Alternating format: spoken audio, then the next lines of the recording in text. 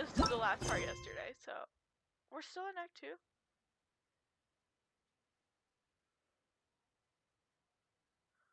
Chapter 3, Act 2. We did. I could have sworn we did Chapter 2. No, I know for a fact we finished the thing yesterday, but I legit. Why is it that? Oh my goodness. I hate that that's there. So let me tell you what happened. So I accidentally clicked this. I did not mean to. I have not done the quest, but I clicked the quick start, and now I'm so mad. Wait a minute, but this is the third part. I literally was just picking off my achievements that I got for article quest like 5 minutes ago. This wasn't even yesterday. This was 5 minutes ago. And the name, it said I completed the quest. Which quest? This one. This one. The Mourn 1,000 Roses. It said I completed that. So then why does it say I didn't complete that, but I got the free wish fruit? I'm so confused. Wait a minute. I have a theory. I think, you know how when you always do like your first talking thing, then it's like, Chapter 3, Act 2 started. What if it's that? That's stupid. If it's that, that's stupid, because that confuses me. I don't like that. Yeah. If that's the case, I'm gonna call that stupid. I'm so confused. I don't like it.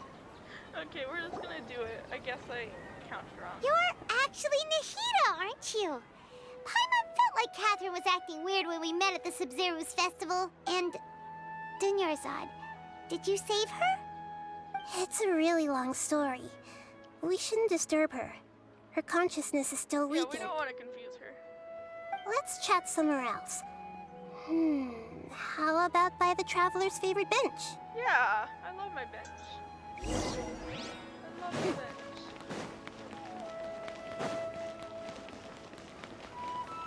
Now I'm starting to feel like a trip should lock it out. It's gonna be so much of the walking.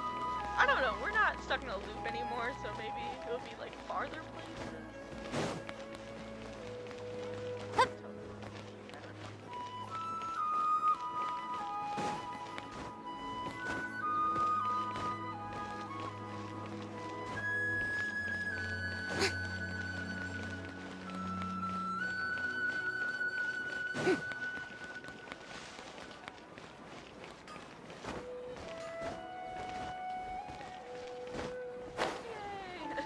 Gliding is faster in this game. Sventy is right.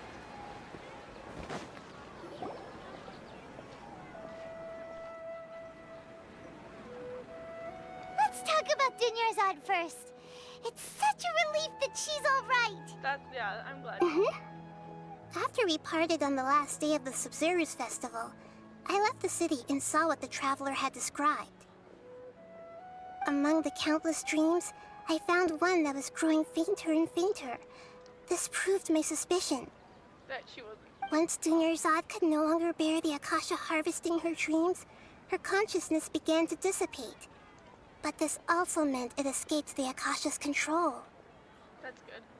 Such a small fragment of consciousness can't last for very long, though. It will return to its original dream, where both will gradually fade until they completely disappear. I used all the power I had to keep her dying dream alive as long as possible, but it still wouldn't have lasted for much longer if it hadn't been for you two breaking the samsara. So it looks like we did manage to save Dunyarzad in the end. Yeah. Not a moment too soon. Yeah, very happy. Huh? Why are you two smiling so happily? I thought you'd be so moved that you'd start crying. We are very moved. I need to spend more time observing human emotions. Both are fine. Everyone reacts differently. Yeah. All right. You two must have a lot of other questions for me, right? Yeah. After all, you saved my faithful believer. As your reward, I will answer any and all questions. At the Avidia Forest, there was this incense that made the Traveler fall unconscious and dream of a huge tree and a red sky. Oh yeah, that. You also heard someone's voice, right? It said world and forget me. That was in... Yeah, so you do know. We've been wanting to ask you what that was about, and if the red sky was related to Conria. We don't talk about Conria. It seems like the traveler established a connection to Irminsul. That was a message left by Greater Lord Rukkhadevata's residual consciousness in Irminsul. Perhaps her last memory before she died. Oh, no, that's sad. I don't want it to be sad. As you two probably know, Greater Lord Rukkhadevata disappeared after the disaster in Conria. The timings of these events do line up, so your suspicions are reasonable. A message from Greater Lord Rukkhadevata? We thought it was from King Deshret. King Deshret? That god who died even longer ago? Some present-day desert dwellers still worship him. You probably just heard some of their conspiracies. Okay, so what does the message mean? I still haven't managed to decipher it. Even the Akasha isn't currently capable of doing that. Greater Lord Rukkhadevata's residual consciousness in Irminsul seems to be contaminated with something that has a very dangerous aura to it. Oh, Many devoted scholars go mad as soon as they connect their consciousness. I've warned the academia about this many times, but people still keep falling victim to it. But I believe this is the key to saving Irminsul. That's why I've kept trying to decipher it. Hopefully you can. So the tree in the vision was Irminsul? Oh, Tainari also said that Irminsul is sick. Is it because of the contaminated consciousness? But even if you can't figure out what that vision was all about, it seems like our search for you was all in vain. The traveler wasn't affected Aw. after coming in contact with that consciousness. I've never seen anyone like that. With you here, we may have a chance at deciphering it. No, we must decipher its secrets. I've already eliminated all other factors that might affect Irminsul. This is the only one left. This puzzle has life and death at stake. It could determine Irminsul's fate, as well as Tevat's. Yeah, why do you To look be like accurate, I'm using the Akasha as a medium to occupy Catherine's consciousness. How did you do that? Poor Catherine. Does this mean you can also occupy other people's consciousnesses? Theoretically, I can enter anyone's mind as Oh. long as they're wearing their Akasha terminal. Okay, can I take off my Akasha terminal The now? Akasha is the legacy of Greater Lord Or do I already have it Rukkhadevata. off? As Lesser Lord Kusanali and the first Akasha terminal, my consciousness has always been linked to the Akasha. I've always we're not respected wearing my it people's anymore. free will, Good. so I've never actually occupied their consciousness. When necessary, I just borrow this bionic Snezhnayan puppet. Oh, yeah. Hold on. Did we just learn some deep, dark secret? So Catherine is... No wonder Paimon felt something was off about her. What about your own body? Why do you need to borrow other people's? Don't you live in the sanctuary of Surasthana? That story begins a long time ago. After Greater Lord Rukkhadevata disappeared, the sages found my newly born self and took me back to Sumeru. At that time, I was young and weak. The sages kept me in the sanctuary of Surasthana, ostensibly for the sake of protecting me. I don't think But it's for I've protection. hardly heard from them since. However, I do understand that they had hoped to find Greater Lord Rukkhadevata instead of me, a symbol of her passing. So the sages basically put their new Archon under house arrest? How dare they! Why don't you teach them a lesson, Nahida? In some ways, they aren't wrong. Greater Lord Rukkhadevata was omniscient and omnipotent. Even after her death, the Akasha is still empowering this nation. And I'm still really far away from being able to call myself the God of Wisdom. Moreover, the academia is also more proficient at governing this country. My existence has little meaning. No, no, you are an amazing Archon. You got a lot Don't of say that, believers. Nahida. Just look at the Sub-Zero's festival. Everyone who showed up truly loves you. Thank you for the kind words. But I honestly don't need physical freedom as long as I can connect my consciousness to the Akasha. Trying to find a way to save Irminsul is my life's mission and top priority. I will work on that, and and try to live up to being a deity in the meantime. Every once in a while, I will also take up the duties of the God of Wisdom and enlighten a lost soul here and there. Doing all that should be enough. Yeah, what about the same? There's never been any big problems with the Academia's governance of Sumeru. This is the first time I've seen them step out of line. I wonder what caused them to go down this path, and what they hope to achieve. Even though the city's residents haven't noticed anything strange, if the Traveler hadn't broken the Sub-Zero Samsara, the situation could have become dire. I tried to do some investigating in the Akasha, but I couldn't find anything suspicious. And all the people of interest seem to purposely avoid wearing their Akasha terminals. I think they're deliberately trying to hide something. Oh, that reminds Paimon. In Gandharvaville, there was a sage who had invited Tainari to join some kind of project. Could it be related? Regardless, I need to first investigate the sage's motives, make things right, and punish them if needed. But I'll have to be discreet, or they'll see me coming. You mean how the Akasha stops you from having dreams? Yeah, it's been such a long time. No one's noticed something's up? Well, I guess if it's been so long, and it's been like generations of people who haven't dreamed, they might just kind of assume that people in Sumeru just don't dream. It's not that Not no link one it, I noticed. It's more like no one cared. Ultimately, it's all Yeah, rooted in also, the yeah. sage's misdirection. They also say that it's not necessary, so Misdirection? they say dreaming is not The necessary. sages convinced everyone to believe that being unable to dream is a sign of rationality and wisdom. Not dreaming is a badge of honor in Sumeru. Even if the truth is that their dreams are being reaped by the Akasha. With their propaganda in place, the sages can maximize their use of the Akasha to facilitate their research. Besides, Greater Lord Rukkhadevata must have created the Akasha in the hopes that it could be used to its full potential. That's why I've never come out strongly against this. Yeah, I think they're just using a tool that could be used for good, and they're using it. Anyway, the perspective advocated by the sages drowned out any voices of doubt. By now, even those who never use Akasha terminals find it too shameful and embarrassing to talk about their dreams. Got it!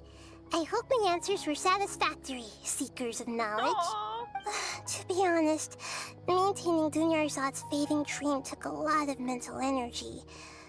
I think I may need to rest for a You while. deserve that, girl. You rest. Oh, and you don't need to worry too much about the sage's activities for now. The Akasha won't be able to conduct another project on the scale of the Sub-Zero Samsara in the immediate future. Go and get some sleep. Leave everything to us. What a relief.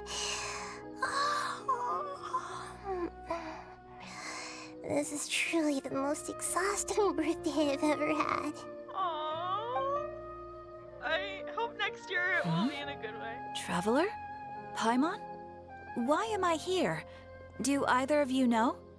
Oh, you're sleepwalking. Maybe Yeah. sleepwalking. We're on the You know same you can't wake wavelength. up a sleepwalker. We happened to walk by, so we thought we'd wait for you to wake up. We're on the same wavelength. I see. Huh. I should visit my maintenance personnel sometime. Oh, I'm fine. I better go. Thank you.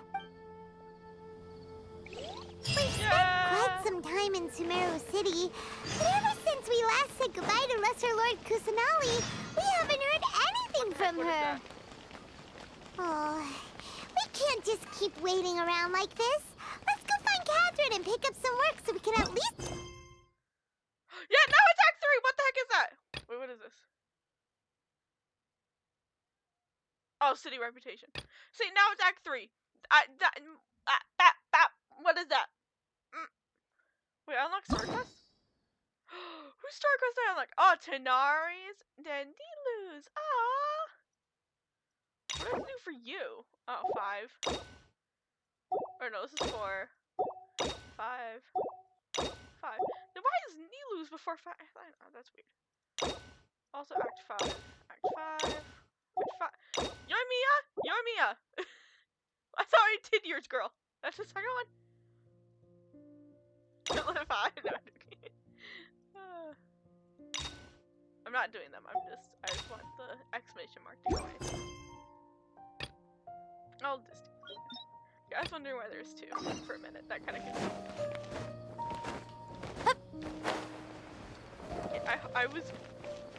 I for a minute thought it was gonna be another situation where I had to do 2 people's story quests before I can do the next part, and I'm like, no, come on, like, hello.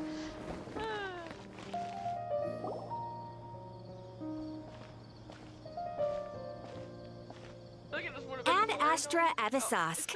We meet again, you two. I feel like it would have been more annoying because I started this, kind of got into the groove of it, and now it's like, oh, yeah, now this weird in-between period is done. So, yeah. So now you need to do 2 story quests. Yeah, whatever. It's fine. Hi, Catherine. Do you have any commissions for us today? Commissions, huh? Let me think. Oh, how about this?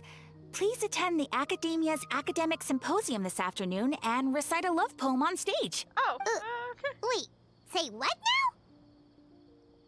That's an interesting Oh, And if question. possible, please also use your camera to capture the reaction of the audience upon finishing the poem. Huh? What kind of commission is that? I see. It appears that you're not interested I'll in do it, this I'm down. commission. Actually, in real life, I have such bad social anxiety. I get nervous just talking to people. So, like even like just ordering food, I get really nervous. So I In would that not case, be able to do this. please go to Port Ormos and convince the Eremites there to spend some time volunteering at the local orphanage. Oh, I'm done Hey, with this. that's not any better. It's just acting rude. I'm sure the mercenaries will have some interesting reactions as well. Paimon's gotta ask, just who exactly has been submitting these commissions to the Adventurers Guild? Oh, the commissioner? Well, actually, I just wanted to see the two of you in action. It's Nahida. Was it so obvious? I was hoping you would actually take one of those commissions. That kind of chance to observe humans doesn't come by often. Ah, so it's Nahida. Paimon just knew Catherine wouldn't crack those kinds of jokes. When did you get into her head? From when she said, Ad Astra Abysask? So it's been you this whole time? Are you done resting up, Nahida? Yes. I've been sleeping ever since we parted ways, and I even had a really, really long dream. Oh, what did you It think was of? another dream about the Sub-Zerus festival, except it was a happy one. Aw. In my dream, I was sitting in the middle of a flower terrace, and everyone in Sumeru City was holding hands as they danced in circles around me. They danced round and round, and everyone looked really happy. I also got to sit on a gigantic flower carriage. Ferris, the Knight of Flowers, raised me really, really high above the ground, and I was throwing an endless amount of Yalda candies at the children. You know, Nahida, maybe your dream is how the Sub-Zerus festival really should be. It's meant to be a joyous time where everyone gets together to celebrate your birthday. Huh?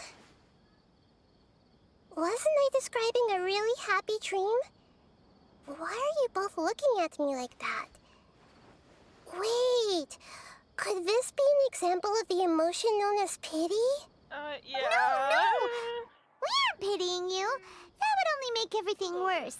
We just don't want you to feel too sad. By the way, have you had a chance to visit Dunyarzad? How's she doing? The Homiyanis haven't allowed any visitors after the festival, so we haven't been able to check on her. Oh yeah, I wonder why. Maybe because only 3 minutes Yes, passed. I paid her a visit right after I woke up. She was resting at the time. Her condition is stabilized. However, since Elazar is a manifestation of the withering on the human body, we can only cure it by finding a way to take care of Irminsul's own withering. But for the moment, our top focus should still be figuring out what the sages are up to and what they're planning. Right. Who knows what'll happen if they manage to pull off another scheme like the Samsara of the Sub-Zerus festival. Say that sentence fast. Scheme of the Cesaro, the Cesar or Cesara of the Cesaro festival. That actually a tongue twister. The scheme of the Samsara of the Samsarzu Festival. So our first priority should be investigating and putting a stop to the sage's activities. As for how we should pull that off, let's discuss it somewhere else. There are too many adventurers around here. I saw two, Catherine. No, Nita. Oh, good point. Sorry, adventurers. We're gonna be borrowing Catherine for a little while. Why did she? What's that face? What are you gonna do, my son? She looks like she's scheming. She's looking at me. Okay, so we are on Act 3. I'm sorry for the confusion at the beginning. That was like really weird how that was going. I guess it was because of that like in between period. Still, that was. Let's continue our chat here. Okay, so do you have any ideas on how we can investigate the sages, Nahida? Actually, I've already done a little bit of work on that. But for now, I want to hear your thoughts. Okay.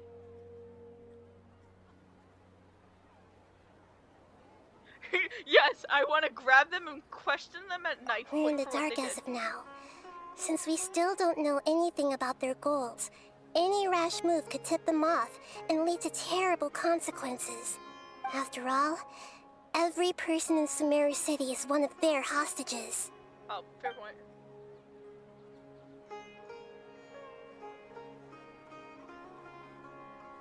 No way, that's too risky. Okay. You mean it'd be too easy to get caught? No, it's not that. We shouldn't involve innocent students in this. A single mistake could completely ruin their lives. Doing that would be ignoring the safety of my people for my own selfish goals. How is that any different from what the sages are doing? That's fair. a good point. Spoken like the god of Sumeru. So then, I've already tried that, but all the key members of the academia, even the core of 30 guards, intentionally avoid wearing their Akasha terminals. It seems that from the very beginning, they've been guarding against info leaks from the Akasha. Of course, it could also be because they're wary of me. Have you already caught the sage's attention? I'm guessing not yet, but distrusting me would make perfect sense if they've ever paid attention to the urban legends about me. In any case, I probably can't take over their minds directly.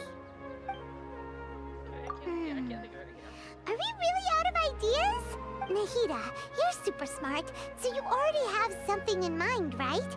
Don't keep us in suspense. Spill the beans out. According to a popular theory from the Vahumana Darshan of the academia, rejecting impractical motions at the beginning of a planning session will give more weight to the actual proposal. Okay, but aren't you the god of wisdom? You don't have to use that kind of gimmick to make us take your ideas seriously. Well, I've been thinking that if I can't directly possess the leaders, and if I can't get ordinary people involved, then I should find someone who's already involved, but hasn't decided to side with the sages. Tignari! You're saying we should recruit a spy? That does sound like it could work. Oh, before coming back, we met someone named Alhaitham. He seems like he acts alone, and he likes doing stuff behind the academia's back. They probably aren't in cahoots. Actually, I already have someone in mind. Do you still remember that female scholar I named remember we Sataria? got them. It's probably in the first one. I'm sorry if I forget any details from Act 1, because I did Act 2 yesterday, and I did Act 1 like 3 months ago, so my bad, that happens sometimes. Sataria. Paimon remembers now. Isn't she the one who's always trailing behind the Grand Sage of the Academia? We ran into her basically every time the Sub-Zero's festival repeated itself. You could even say we're old enemies by now. Paimon still remembers the smug and mean way she always spoke to Nilu. I've always liked observing all kinds of people, and Sataria has always stood out from the crowd. She was born in the desert and was hailed as their greatest genius. Her academic gifts allowed her special admission into the academia, and also gave her the opportunity to serve as the sage's assistant. Oh, Paimon didn't know she was from the desert. She must be pretty special then. Paimon feels like most of the desert dwellers around the city are working as mercenaries. The name Sitaria means star. When she lived in the desert, she shone like the brightest star in the night sky. Later on, she was chosen by the sun. The star was given a place in the daytime sky to complement the sun's dazzling light. Soon after, the star witnessed the sun scorching the earth, which brought forth many disasters. The star began to waver. Instead of staying beside such a sun, wouldn't it be better to return and light up part of the night sky? But in the end, she couldn't give up the radiance of daytime. To cope with her shame, the star buried her guilt and closed her eyes. That's no longer a finish line. From the sound of it, Sitaria's just hung up on the research opportunities here. But she doesn't really support the academia. She still feels guilty about not doing more for the desert, right? She's just running away from her problems. Indeed. When they are presented with complex moral issues, many people will simply plug their ears and go with the flow until the problem can't be fixed anymore. She's suppressing a lot of guilt, but before she realized it, she had already become the sage's accomplice. She can't deny her part in their schemes anymore. Yeah, exactly. Right. The person we need. We must somehow make her face her problems again. That way, not only can we get useful intel from her, but she can also use it as an opportunity to redeem herself. From my past observations, Sitaria will take a day off from the academia every 10 days to do some shopping in the city. Tomorrow afternoon just happens to be a shopping day for her. That'll be our chance. To prepare, let's go check out some of her favorite spots and have a quick chat with a few of the vendors there. Okay. So,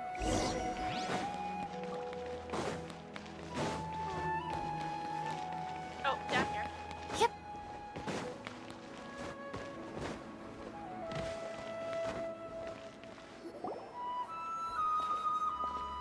This should be Sitaria's favorite fortune-telling spot. So should we ask the fortune teller about Sitaria? No, I already have enough information on Sitaria.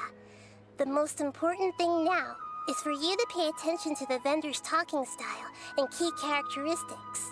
Talking style and key characteristics? My poor lost lambs. Have you become troubled over your fate? Cat! There's two cats. Oh my goodness, that looks like my cat, that black one. The divine voice of wisdom Except she's still often a cat right now, echoes but between mine ears. If thou be blessed today by the gods, I may be able to show you the way. Huh? Really? Nahida, you've been whispering things to her? Shh! My friend here has some doubts regarding her future. Can we get a fortune reading for her? Of course, of course. In that case... Cats! Uh-huh. It would seem that Harut and Marut are quite wary of you. Perhaps, at some time in the past, you have somehow offended the gods. Maybe. I'm thinking back to Raiden. Only mocking the god of Animo, questioning the lord of Geo's financial savviness, and brawling with the god of Electro. Do those count? Okay. I think the only one that actually counts is the god of Electro. Because Zhongli, he does have poor financial decisions. He never carries his wallet around. And Venti, I feel like that's friendly banter at that point. Oh, nothing. Go on, pick an aspect for her to divine. Prospects in health or love? Let's do love. Love I'm feeling prospects? like love today. No problem at all. Probably because my cat was being so sweet today, so I'm feeling like that. Feeling that today. Sorry. The gods have spoken. The truth shall be revealed. One who is fated to cross your path will appear on... Huh? So many people will fall for you. How could that be? Yeah, we are Harut, heartbreaker. did you two spoil my divination? I've never read a fortune so absurd. Actually, Paimon thinks this is probably the most accurate fortune telling you've ever done. I admit that the orientation of today's celestial matrix is suboptimal. As such, there will be no charge. Is that so? Well, that can't be helped. If you were to bring some food offerings for Harut and Marut on your next visit, perhaps they could help you reverse the wheels of fate. Oh, we will.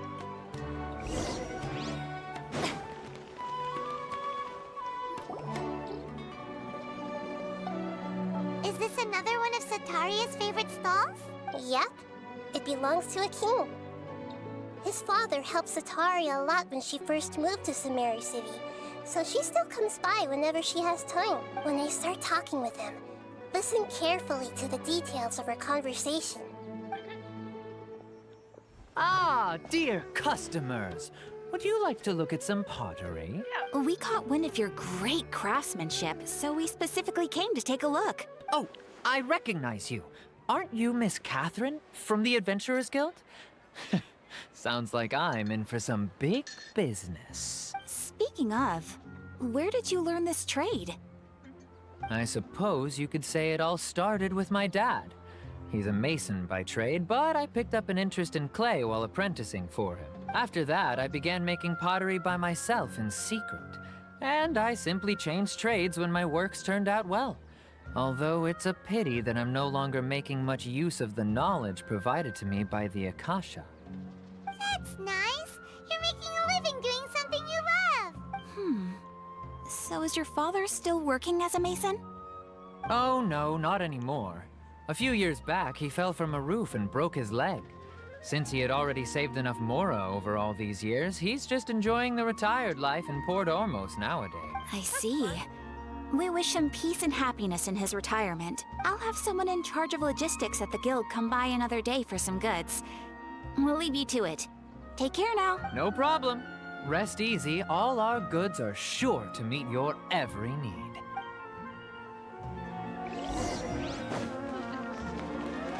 Ooh, I like this story.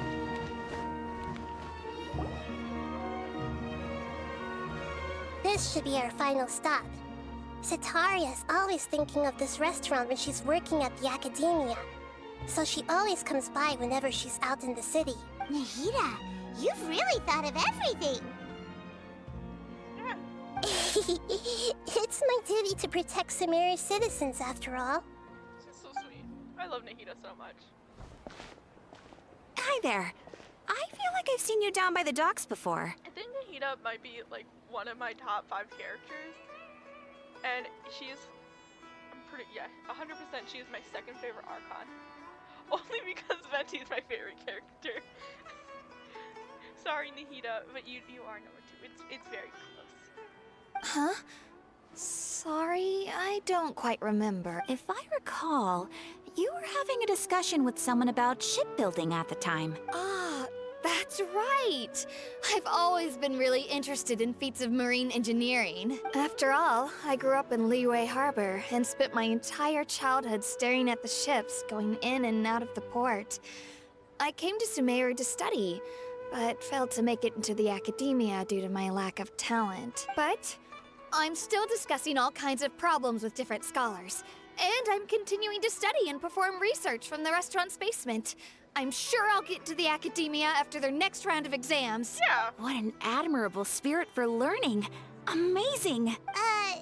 Sure, but you'll find hardworking people wherever you go.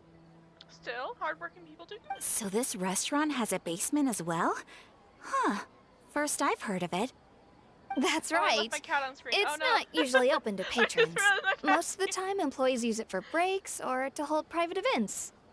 I'm sorry, I normally get rid of this little thing. But I'm sorry, I'm gonna pop. Sorry about that. I see. Yes, that makes sense. Well, good luck with your studies, Miss Chishan. Thank you so much.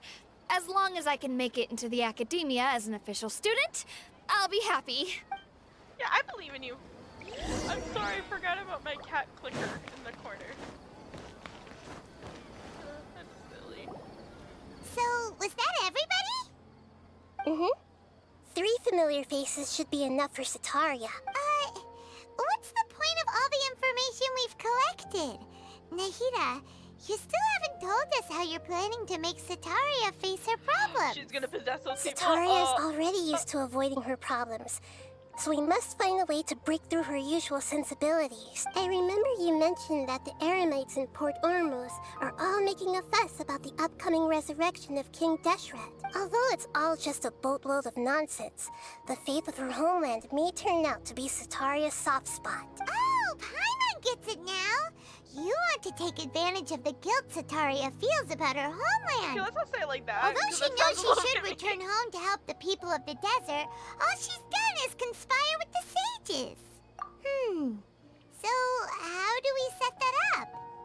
Well, King Deshret is long gone, and Sataria is also too smart to fall for any simple tricks. If we simply engaged her under the guise of King Deshret's believers, she would definitely be wary of us, and we may not get anywhere. But if we were to borrow some of her close acquaintances to talk with her, her reaction would probably be very different. So, you mean you're going to possess those people we just talked to? Yep. Possess them through the Akasha. Imply they've already converted to the faith of King Deshret, and then convey our made-up will of King Deshret. As long as everything goes smoothly, we'll get through to Sataria for sure. She'll never guess that we had anything to do with it. So that's how you're going to use all the info we collected on these people. It's so that you won't slip up and break form. Possessing them will only work if you can manage to pass off as them. Exactly. So, best of luck with impersonating them. Wait, what? Best of luck? But we don't know how to possess anyone. That's no problem at all. I'll just share all their senses with you once I've possessed them. As long as you're also wearing an Akasha terminal, the effect will basically be as if you've possessed them yourself. Huh. That is pretty convenient. But why does she have to do this? Can't you do it yourself? Although I've been observing humans for a while, I've never been good at imitating them. You're not wrong. It's always been painfully obvious whenever you try to pass as Catherine. If it was at all possible, I would have preferred to leave these people alone. But seeing how things are now, I probably should just accept it and push on. Yeah, Sometimes hard don't things beat are yourself up necessary. over it. We're only doing this to help everyone, and we'll only be borrowing them for a little while anyway. Yeah, it'll be like they just spaced out first. Alright, then let's give it a go tomorrow afternoon.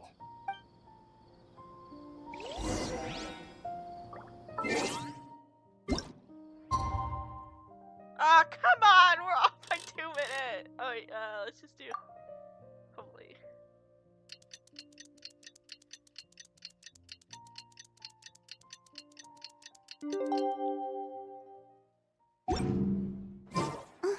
Oh, yeah, thankfully. Oh, thank goodness. I was worried that because it was off by 2 minutes, we would have to do the whole cycle again.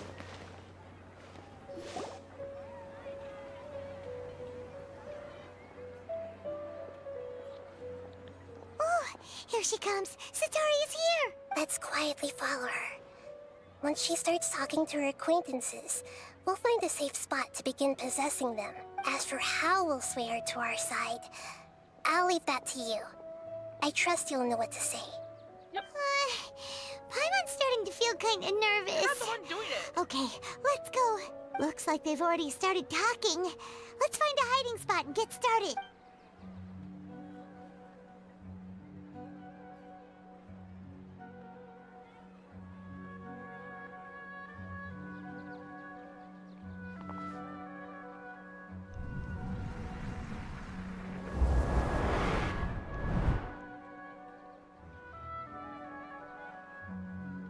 That's right. You really can't force anything when it comes to love. And besides, everyone around me has a very different background and outlook. Are you still listening to me, Nabia?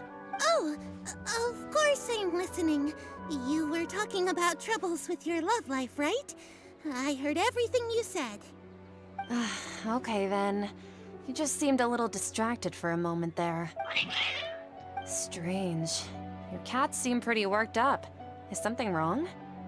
I always thought they were quiet, happy kitties. Oh, what are their names again?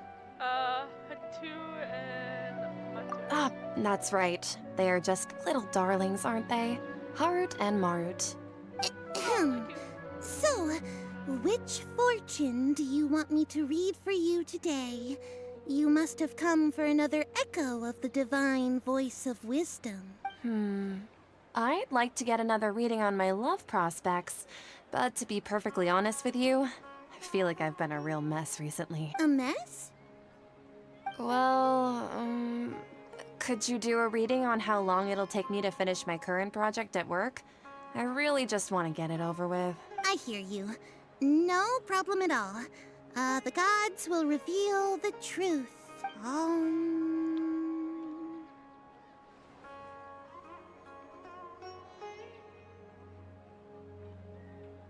Oh shoot. Oh no, which one do I say?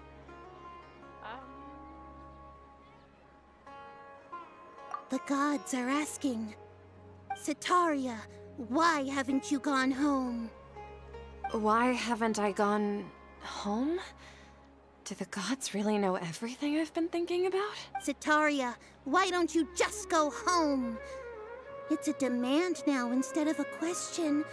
Oh, the gods seem to be truly upset. I'm sorry. I know I failed the gods. Please pass on my most sincere apologies and ask for their divine forgiveness. And if I may ask, Nabia, is there a specific god who's speaking to you right now?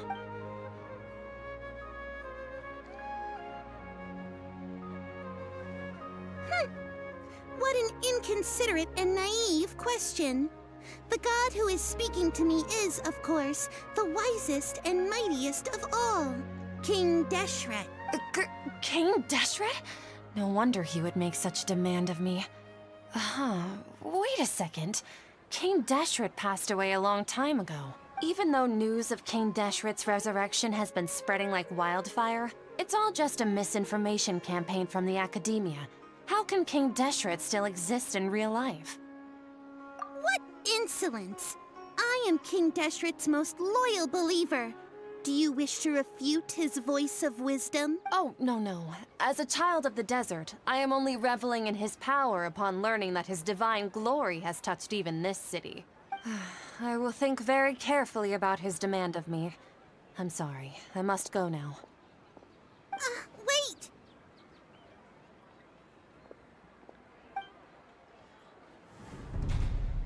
Oh! Ooh, they're gone. Ooh, she just ran off in a hurry. She looked pretty upset, too. Well done. Sitaria didn't seem to suspect anything Woo, amiss. let's go. To have something she's been trying desperately to avoid show up out of nowhere and berate her, that must have shaken her to the core. Aw, Nahida, it seems like you understand human emotions really well after all. All I know are some abstract Harabatot theories. And in any case, my time with you has shown a lot of them to be utterly useless. I'm still trying to make sense of everything. Anyway, enough of that. Let's hurry and catch up to Sitaria. Yep. She's out of games now, right on cue. Let's get ready. Oh, sorry, Paimon. You told me the distance was too short.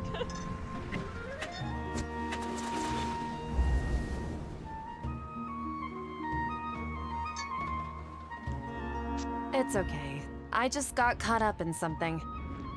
Oh, actually, didn't you ask me to help you look for work? What kind of work were you looking for again? Masonry. Oh, right. Your old man's craft. How could I forget? Speaking of, how's he doing? Is he feeling any better? Oh, that's good to hear. I've been thinking a lot about him.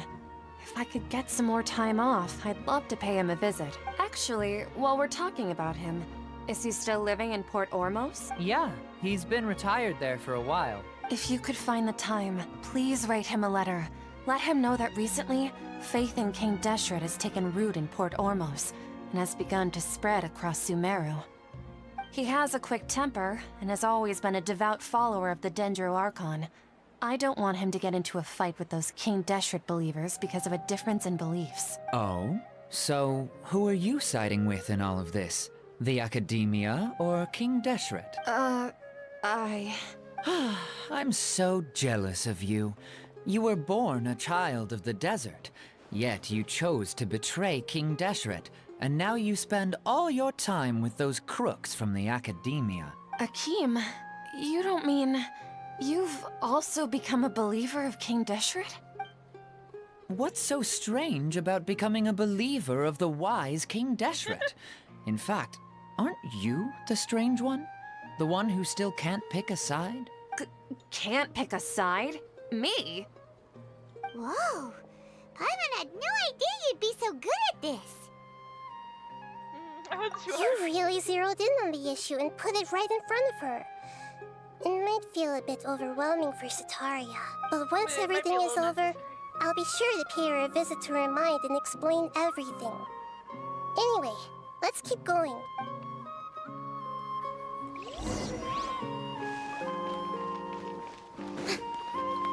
Come on, Zatar.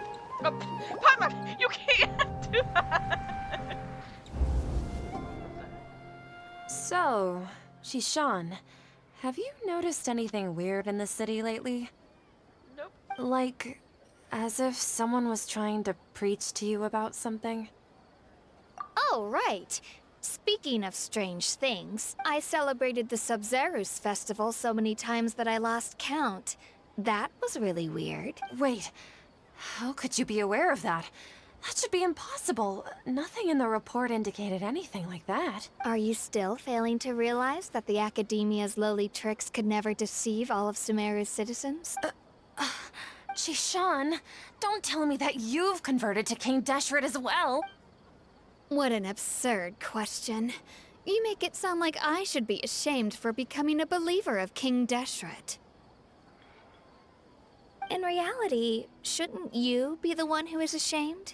You, who works side by side with the Academia and treated people as nothing more than experimental subjects? Ooh, harsh. Please, please stop!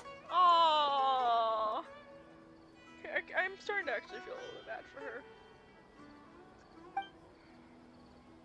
Even now, Sataria's still trying to run from her problems. I don't think she's trying to run, I think She can no longer justify everything to herself. that's why. Hey, she's trying to talk to the guards. What should we do? This is the most important part of all. Quick, get ready. Mercenary, you're a member of the Corps of 30, correct? Please help me pass a message to the Matcha right away. The situation in the city is getting out of control. Please, try to remain calm, miss. Tell me what's happening in the city. Heretics are infiltrating the city, and they've already converted many residents to their side. Heretics? What kind of heresy are you talking about? King Deshret! Many people I know have suddenly started believing in him, but he's long dead. It's impossible. Miss Zataria, nothing is impossible. You know my name? King Deshret is immortal, Yeah. and all who defy him will one day pay the price. Oh, You must face the truth, Zataria. You tread a treacherous path, and the longer you ignore it, the tighter the Academia's grasp on you will become, and the deeper you will be ensnared. Child of King Deshret, never forget that the desert that belongs to you lies elsewhere. What's so strange about becoming a believer of the wise King Deshret? In fact, aren't you the strange one? The one who still can't pick a side? aww. What an absurd question. You make it sound like I should be ashamed for becoming a believer of King Deshret. Sataria, why haven't you gone home?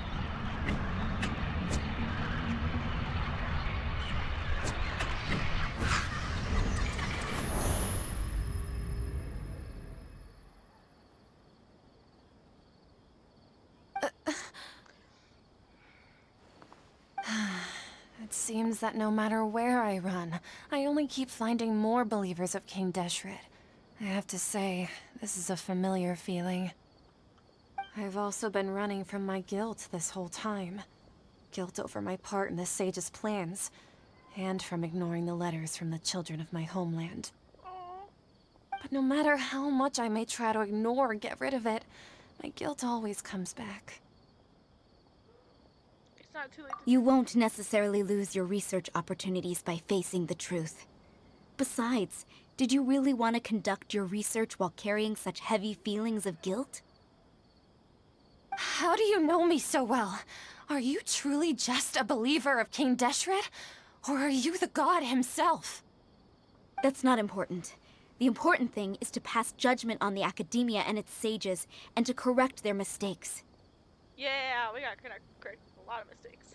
If you could provide Stabby, some stab, stab. assistance in this matter, perhaps it could serve as a form of atonement. I've actually never believed in the gods, but I've always believed in serendipity.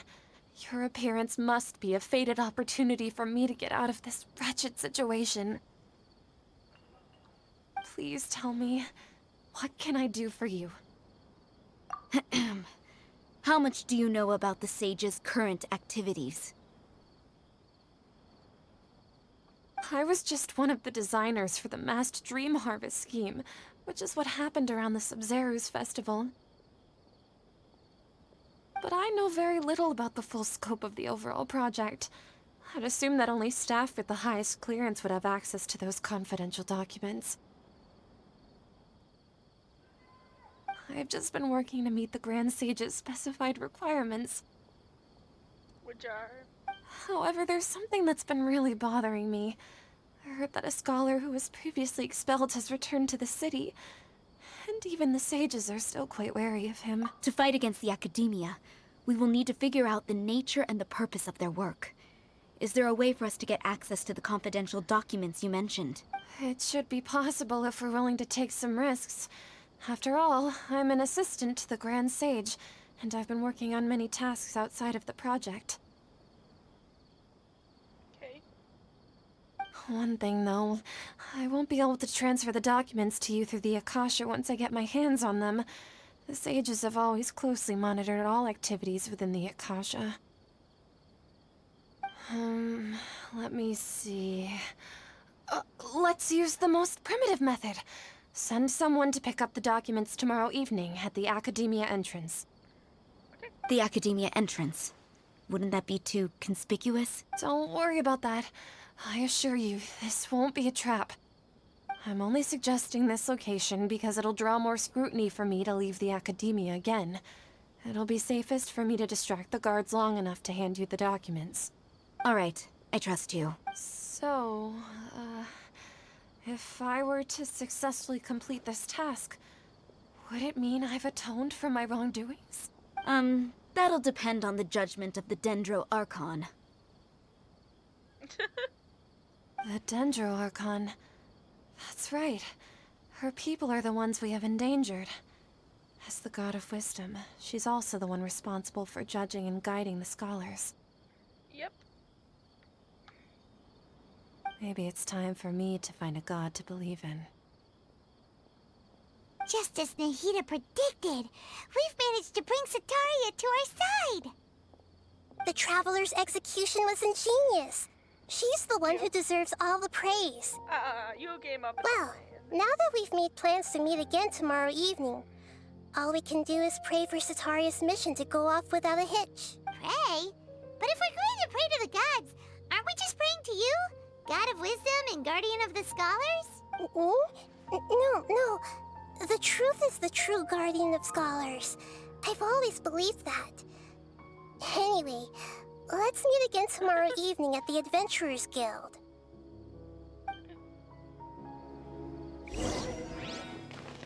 Following night. Okay.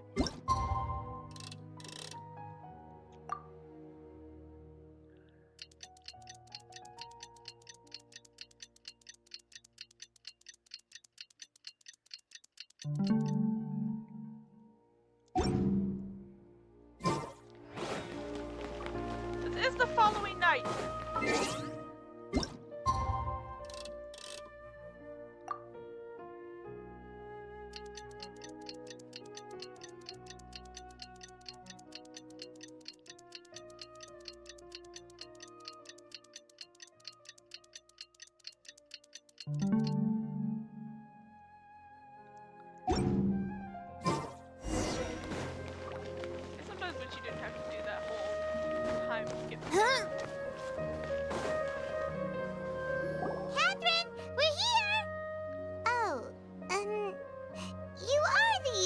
other Catherine, right? That's right.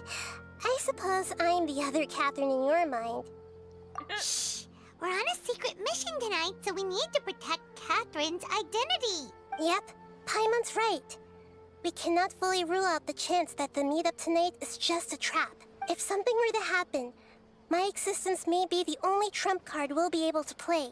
After all, the academia should still be unable to confirm the existence of my consciousness in the outside world. Yep, exactly. Just what Paimon was thinking. Yeah, I done that too. Anyway, enough about that. Let's just make sure to be on our guard. Off? What do you feel is off? It's the middle of the night. Of course it's quiet. You're not getting paranoid, are you? No, I think she's right. It really is a lot quieter than usual. If you look around, there seems to be fewer people on the streets. I'm not sure if this is the case for the entire city, though. Huh. Maybe it's just a coincidence. Maybe Sataria figured out a way to not only distract the guards, but also to get everyone to go to sleep early, just so we can exchange the documents in peace. I also can't quite figure out why things feel a little off. But now that we're here, let's go ahead and meet her as we planned. Well, regardless, as long as you're here with us, Paimon feels a little safer. Me too.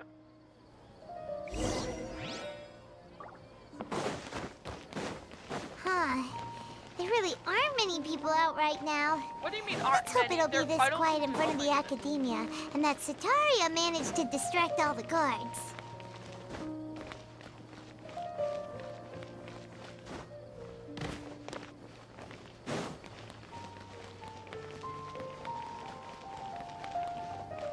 I think I was supposed to take those stairs, actually. Oops.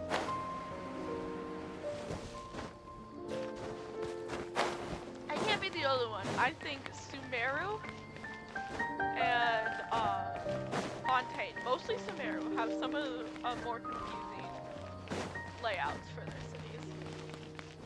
Just because like it's on top of each other. At least with Natlan, they actually have like the lower level actually blocked off. I don't know. Just me. Ooh, cutscene time.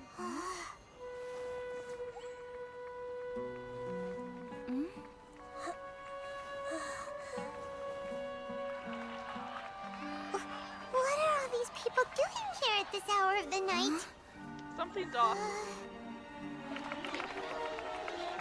Ah, the triumphant hero returns at last. Oh hell And no! to a rather spectacular No, welcome. no, Even if I no, do say so no, myself. no, you, get out, The get out outcast, here, expelled from the academia. get out. Indeed I am. Ew, no, Although these no, days they tend to call No. me the I'm not Doctor. doing- No, get out of here. I'm gonna murder you so hard. If you're looking for your Get it- researcher friend, she has already been taken into confinement. With some basic caution, she could have discovered the listening device on her person. Clearly, she lacks the degree of rigor expected of a true scholar.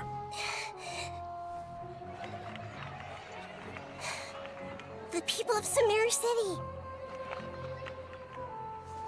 What have you done to them? I simply made some minor adjustments to their Akasha terminals. Now they can deposit information directly into the subconscious. As you can see, all these lovely people now believe this traveler is a hero who has just saved the world. My experiment is a Get success. the hell out of here right And now I'm it not doing seems it. they can no No. longer hold back their sheer adoration. No, what should we do? These are all just regular people. Leave now. You need to get out of here. But that guy's a Fatui Harbinger. We can't just leave you here. Nor can I abandon the people of Sumeru.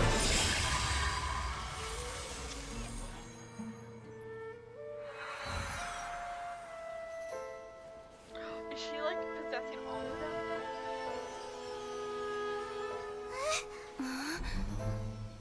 Don't worry. We'll meet Get the again torch. outside of the city.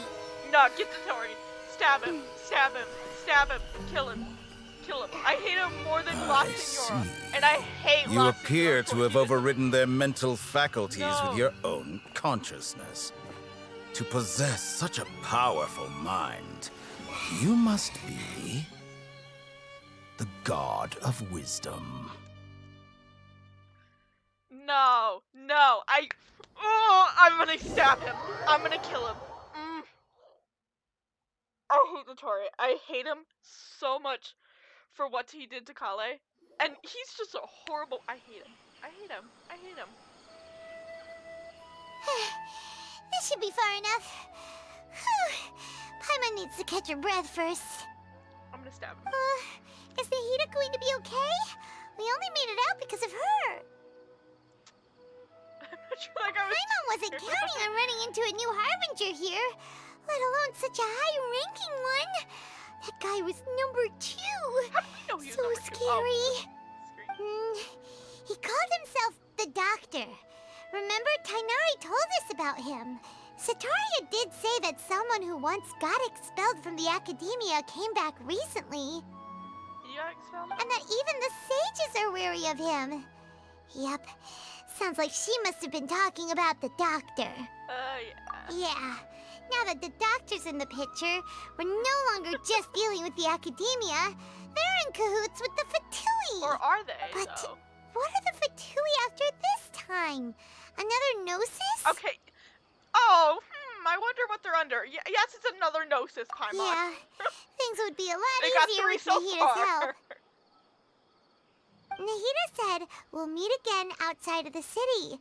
But we can't just keep waiting around, right? You mean... Ignore. Oh, right! Wasn't he invited by the sages to work on some project when we were staying with him in the Vidia forest? That has to be the same project. Even though he turned it down at the time, he might still know something. There's no time to lose. Let's go to Gandharvaville. Yeah.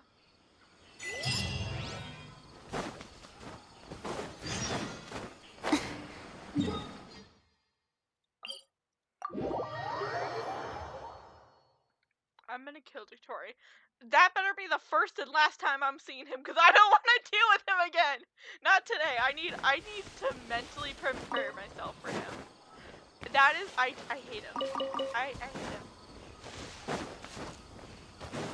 If I see him and his stupid mask and stupid off blue hair color, this is the ugliest blue I've ever seen.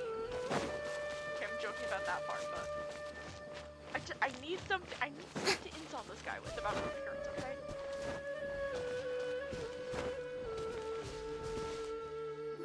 Hold it right there. Figure insults like that.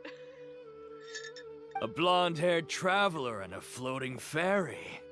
We've got you all right. Take a look around. You've fallen right into our trap. Screw you. Are you mercenaries from the Corps of 30? Did you come here to arrest us? Corps of 30?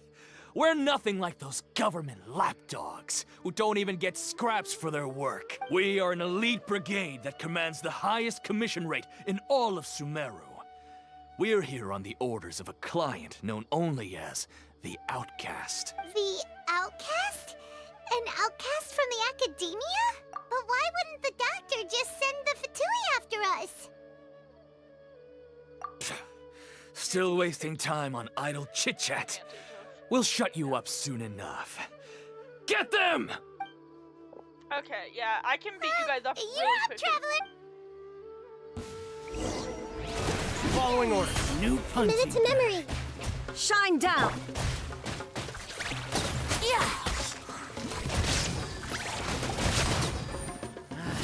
Here we New go! punching. Think you can get away?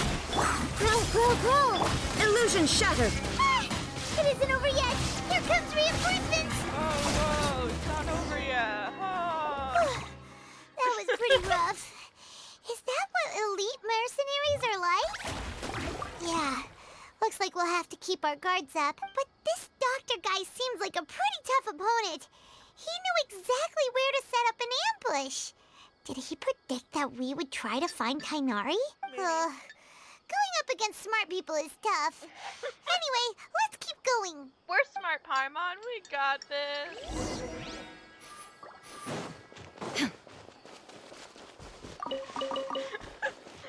That's probably one of my new favorite lines. Going up against smart people is tough. I'm gonna tell that to my dad next time he loses in a game of cards. Don't worry, friendly banter. Kale, don't tell Kale what happened. No, we're not telling what It's the Kale. Traveler and No. Paimon. What are you two doing back You here? bring up the doctor in front of Kale, I'm gonna punch you guys too. It's nice to see you again. Oh, Are you yeah. doing all right? Nice to see you again, like casually. To be honest, I'm not doing too well. My Elazar has been progressing at a faster rate lately. I'm finding it harder to complete more intricate tasks. As a result, Master Tainari is taking me off the patrol schedule. He will only allow me to stay here and coordinate other people's tasks. It's for your Kale. health, okay? Speaking of Tainari, did he go off on patrol? We're here to talk to him. We need to. Oh, Master Tainari? He just left the Avidia Forest a little while ago. He was headed to Party's DI. Oh, okay. He left? What? Isn't Tainari always saying that he never wants to leave the Avidia Forest? He even turned down the Sage's invitation. I thought it was weird too. Master Tainari always prioritizes his work as a forest watcher above everything. He almost never leaves his post. He left in a hurry this time, though. He must know something else. No, I only found out that he left through a message he left behind. He also made sure to delegate all his tasks using a schedule. To leave in such a hurry? I'd guess he had something urgent to take care of. Master Tainari originally studied in the Amorta Darshan of the Academia, and Partis DI is something like the Amorta's research base. Many rare shrubs and grasses have been planted there for research. I know that before he became a forest watcher, Master Tainari once spent a long time conducting research at Partis DI. A research base, huh? Gotta wonder what kind of research Tainari just decided to work on all of a sudden. Oh, we don't have a lot of time, so let's go look for him at Party's DI. Yeah. Yeah, don't push yourself too hard. It's okay. Don't worry, I'm fine. I'm used to living with Elazar by now. If you run into Master Tainari, please send him my regards. Got it. Will do. See you later, Kale. I'm gonna kill him.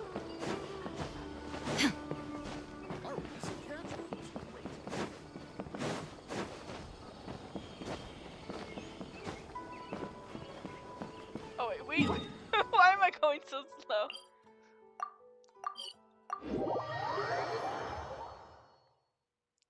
I hope that it ends like La Senora.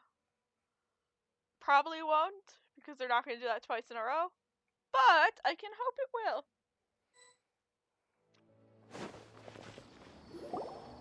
Wait, look who it is! My least favorite.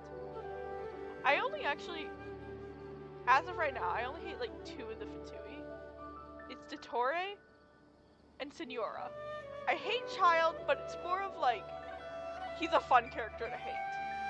Like annoying wise. It's okay. Thank goodness you're okay. We were so worried about you. Hey, this was supposed to be a touching reunion, but you're ruining the moment. Hey, I have to make sure. Actually, it's very smart of the Traveler to be wary of me right now.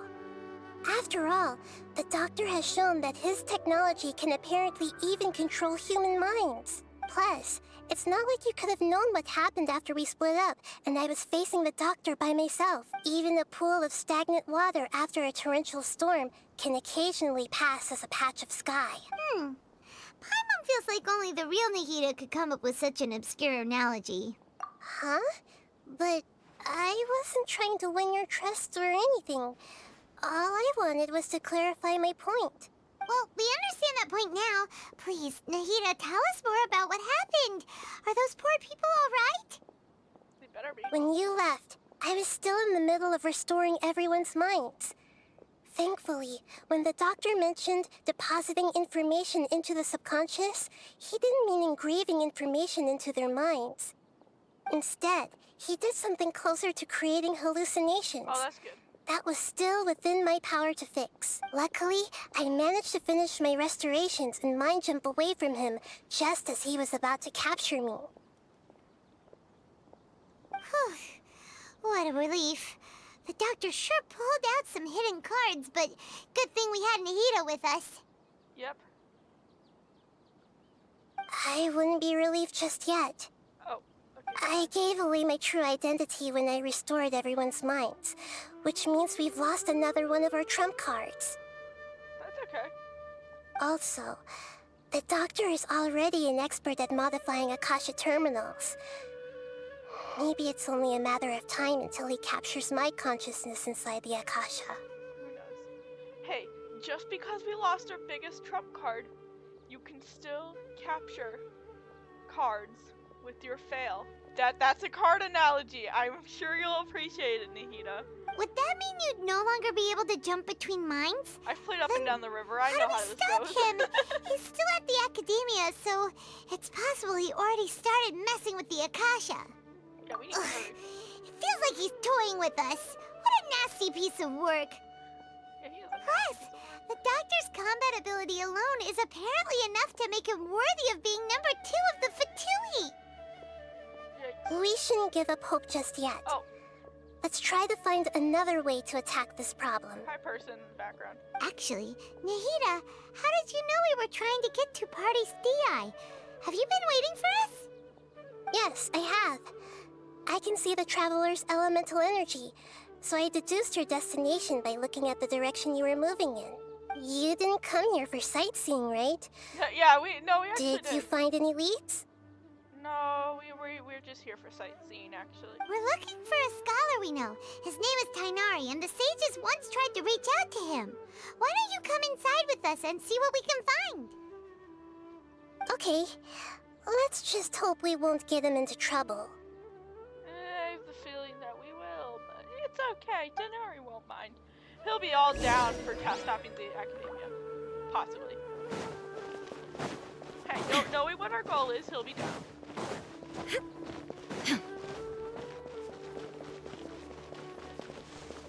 Ooh. Hello, who is this? Ooh, she's pretty. She's got cute hair. Traveler? Oh, it's her. It I is remember you! her. Okay, I remember her name. Ah, Didn't it's recognize her. Acacia! Do you remember? Ah, what a pleasant surprise! It's so nice to see the two of you again. Who's this? She's a scholar we met in the Avidia Forest. When we last saw each other, she was still training in the, what's it called? Satyavada life? Oh, I see. That's right, we're old friends. You've come at just the right time. Ever since I've come here, hardly anyone has even talked to me. Hypatia, you're way too excited about this. Actually, for you to leave the Avidia Forest means... you're not in training anymore? Wait, no. Yay! Did you already finish your training and reach Paripurna life? What do you think? My consciousness has already managed to make contact with the divine. Really? Ooh, we need help then. Mm. You did it! Congratulations! It's so exhilarating to share this sublime joy with others at long last! When my consciousness made contact with the gods, what a supreme and unparalleled experience that was! That sounds incredible! Oh, all right. Actually, please wait. I haven't forgotten my promise to you, remember? I promised to help you understand what you saw from Irminsul once I gained deeper insights. Oh, okay. My current self has not only gained true insight, but I can even help you establish a direct connection to the consciousness of the divine. You can do that? Ooh, yay! Do you believe her I've name? never heard of anything like that, but if you want to give it a try, I'll do my best to protect your consciousness during the process. Hold on. I brought some spirit-born ale with me. This is still a crucial part of the ceremony. We're using that incense again? All right now. Hold my hand. I'll help you establish a pathway to connect your consciousness. Okay. Ready?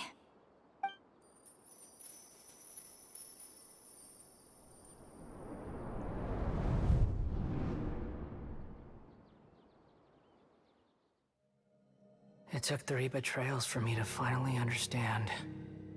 The world is just an elaborate tapestry of lies. Scaramouche? My fury Actually, wait, he's number 3. will never be quelled. Just because of what he did. The first to betray me was a god. My creator. My mother. Valuing strength above all, she saw no worth in me and I was discarded. The second was a human. My family. My friend. Consumed by fear, he saw me as an abomination.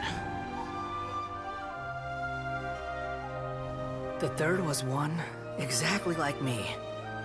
A hope for the future. A fledgling barely out of the nest.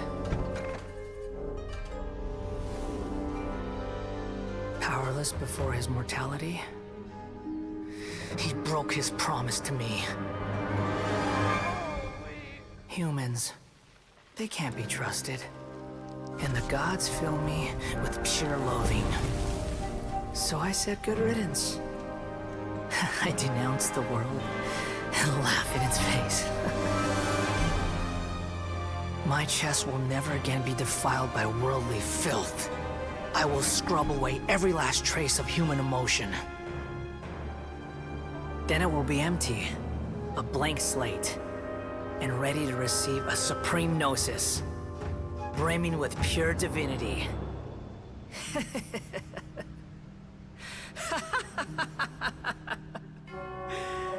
There is no need to fear. The pain will be brief. Your era is coming to an end. Hold up, I actually feel a little bit bad for him. Oh yeah, that's right. What was that? Did we actually just see the Balladier's memories? Everything matches what we know about him. But how is he connected to the divine consciousness that Hypatia was talking about? Well, technically, he's part, like, I don't know. Technically, Raiden made him, so he's, like, connected to a god. You saw it, right? You felt it, right? Such a majestic god! Such a noble will! Such sublime emotion! That's not a god, Alas, that's a shame. actor. If only that which beats within my chest wasn't a filthy mortal heart. Oh, great and merciful God, please grant me forgiveness and salvation. I don't think he's the god understand you want now? to pray to. I'm afraid this is no Puripurna life, but rather... You, why are you so mean to me? Why is everyone hiding from me? I found divine wisdom. Shouldn't I receive praise and honor? Haven't I uncovered that light in the darkness? Hypatia? That's how I always thought everything should be. Wait, have I already lost my mind? No, not yet. Let's just calm down for a bit. Hold up, I'm actually starting to feel bad for Scaramouche. Okay. He gets a few points on the something isn't redeeming right. scale. He gets a few points. He still has a bit to go, but a few redeeming points. I'll take him off my hated list right now. He'll be on the don't know what to think list. Oh!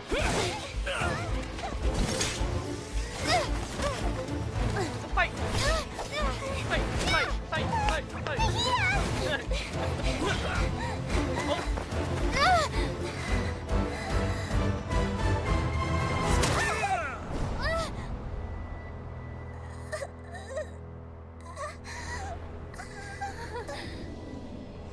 They stab her?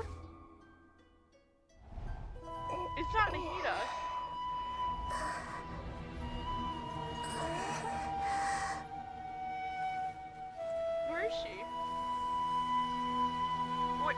is she? Who did this?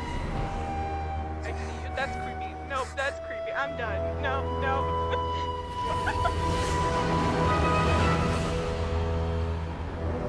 Oh.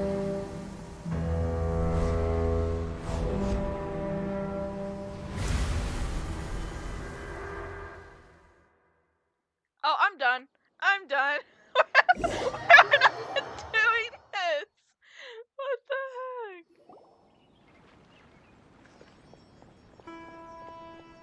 Oh, what happened to us? Are we dead? We died. Okay, we finally lost him. There. Are you okay, Nahida? Wait, no. Something feels different. You're back! Oh, the Traveler's back? Yeah, what just Nahida happened? was controlling your body for a while. It seemed like she jumped over to you as an emergency measure right before the Catherine puppet was destroyed. After that, Tainari heard the commotion and came over. He helped us defeat the mercenaries and then he ran with us all the way here. What? You swapped places? You mean your consciousness also went into Nahida's body? Wait, then where is Nahida's consciousness? Where is she now? I never imagined that an individual's consciousness could be transferred around like this. Had I not seen it with my own eyes, I would have never believed it. I don't think this can be achieved with current human technology. Also, while we were running, the consciousness in your body told me to pass on a message. She said, the doctor has found a way to trap my consciousness, so I can't journey with you anymore. But even in a moonless night, a shower of starlight can still drown out illusions and lies. Oh no! Nahida's trapped in the sanctuary of Surasthana for good this time. Was that message all she left for us? It's pretty vague. I think I get the gist of it, though. Oh, that makes sense. Since the doctor captured her, she won't be able to say anything without him knowing. She's being extra careful. Even in a moonless night, a shower of starlight can still drown out illusions and lies. Huh. Paimon knows the moon illusions and lies are from the alchemical divination at the Sub-Zero's festival. Didn't Nahida use a starlight analogy before? It had something to do with Sataria. So even without the moon. Oh, so even without Nahida, Sataria can still help us destroy the Academia's plans. Oh, that makes a lot of sense. Huh. Do you think Nahida was telling us to go find help in the desert? But she isn't with us anymore. Think we'll be okay? Paimon, you said Sanctuary of Surasthana, correct? Does this mean that this Nahida you're talking about, the consciousness who was occupying the Traveler's body, is the Dendro Archon? Yeah. Your guess is correct, but the situation's a bit complicated, so it's really hard for us to explain right now. That's all right. A scholar's curiosity doesn't need to be appeased right away. As for the complicated nature of the situation, safe to say I have witnessed that for myself. I've spent some time with you, and it looks like the Dendro Archon's also on your side. So, I trust you. Thank you, Tainari. Oh, actually, we came here to ask you a question. What do you know about the project that the sages have been working on? Ah, that. I don't know if you know While much I about was it. indeed invited to join that project, the sages were always secretive about its scope and goals, so I eventually declined. All I know is that the project has something to do with the restoration of Irminsul. Huh? Did you see something when you were in Nahida's body? What? No! No, that's not good. What? That is not good. Do you have any evidence? Oh, so that's what that meant. That's what the body meant. Big giant robot. It's a robot inside a robot. That's weird. So that's what happened. That explains why Hypatia's symptoms were different from those of the other scholars who went mad. It's because she made contact with the consciousness of a new god who is still in the process of being born. Tainari, did you leave the Avidia Forest because of Hypatia? I did. I noticed Hypatia's mental anomalies, but since her symptoms were rather atypical, I secretly took her to Pardis DI and began searching for a way to return her to her normal self. If I didn't take action, Hypatia would have already been taken by the Matra to the desert, doomed to a life of exile at Aru Village. Now that you mention it, I knew the Academia has never thought particularly highly of Lesser Lord Kusanali, but I still didn't expect them to do something as arrogant as creating a new god. Looks like I made the right decision by not accepting their invitation. I don't think they fanned the flames. I think they poured the gasoline on the flames. No, they poured the gasoline, lit the match, threw it in, and let the flames burn. The Doctor and the Balladeer. We have 2 Fatui Harbingers in Sumeru. Sounds like we're in for a bad time. From your description, I don't think they've completed their project. There may still be room for us to intervene. But then, what is the connection between creating a new god and restoring Irminsul? Yeah, it feels like we're still nowhere close to figuring out the Sage's goals. Yeah, let's just... Right. We must have. We've pretty much gone over everything we need to know, so we should head out. How about you, Tighnari? What are you going to do? I'll stay here for now. I still want to try a few more things to help Hypatia. That's fair. If you're planning to go into the desert, start by heading for Caravan Ribat. That'll be your fastest route. Come find me here if there's anything else I can do to help. May the spirit of wisdom go with you. Thanks, Tighnari. Hopefully Hypatia will feel better soon. We're off then. Yep. Okay, where do we go? Here. Okay.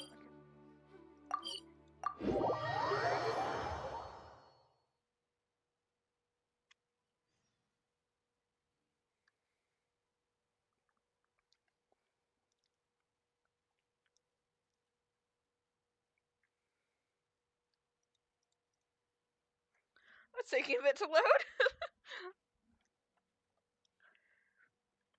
Here we go.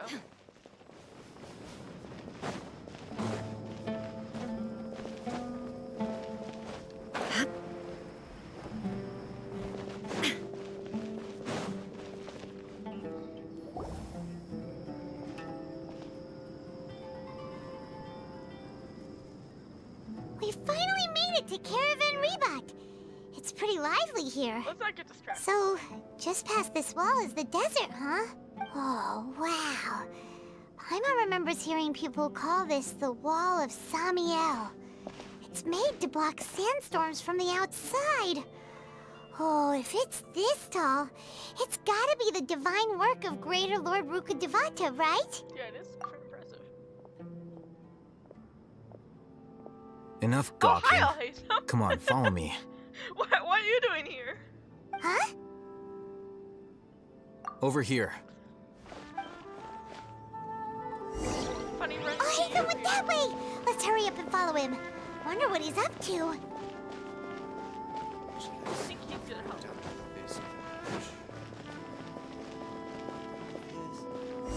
Oh.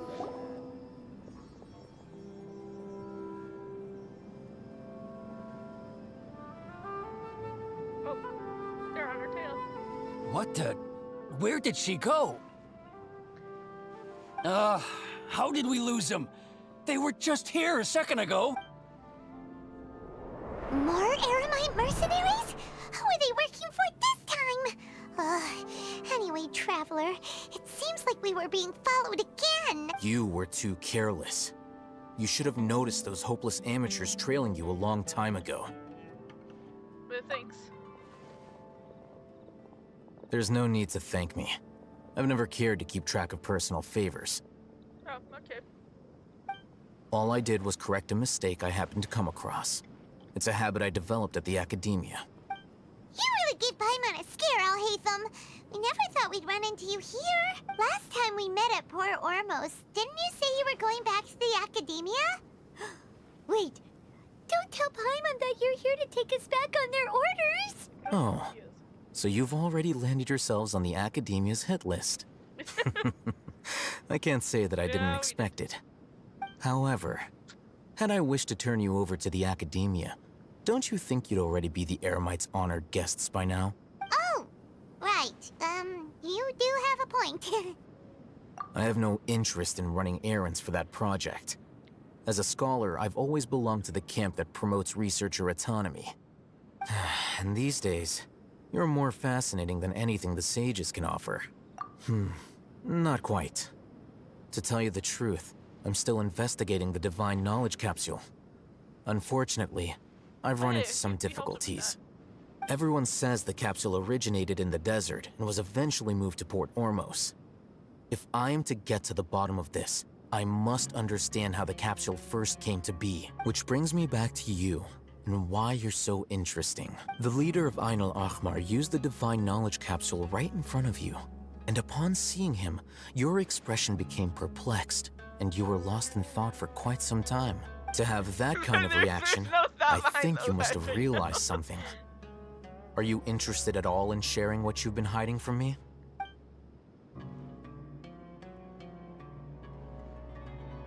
Alhaitham, you really have a ridiculous eye for detail. What kind of person even notices or remembers stuff like that? Yeah, the situation. So that's your answer. Well, I do work for the academia after all. So considering that, it is indeed wise to keep your cards close to your chest. But that does prove you do have some undisclosed information about the Divine Knowledge Capsule. No matter.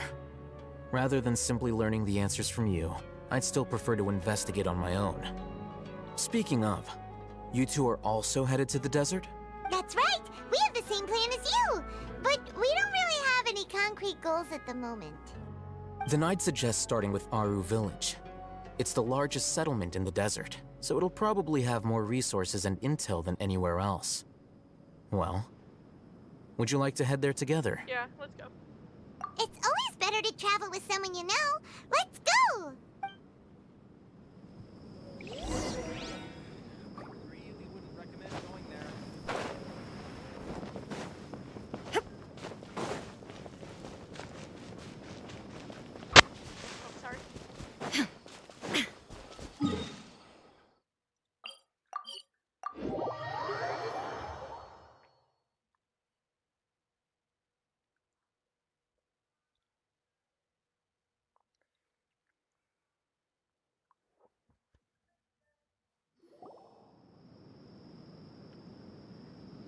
Before us lies Aru Village, the safe haven of the desert folk. Whoa, this landscape is really something else. What a cool place! Let's go check it out! Oh. Hello? Oh, there you go. Cutscene!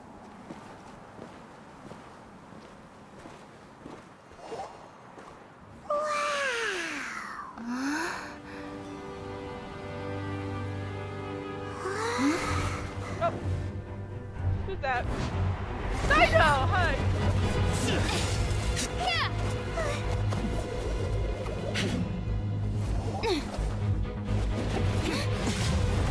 Oh! Dude, I thought you guys played cards together.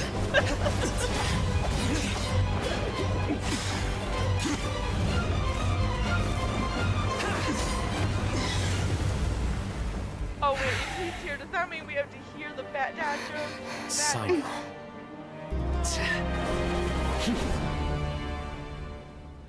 Unless my memory fails me, we have barely spoken 2 words to each other before now at the Academia.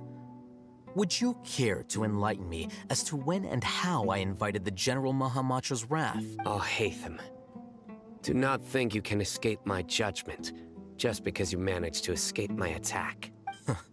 Judgment? So that's how you'd characterize your actions here, is it? Or would elimination perhaps be a more accurate description? Had I used my full strength, not even this traveler would have been able to stop me.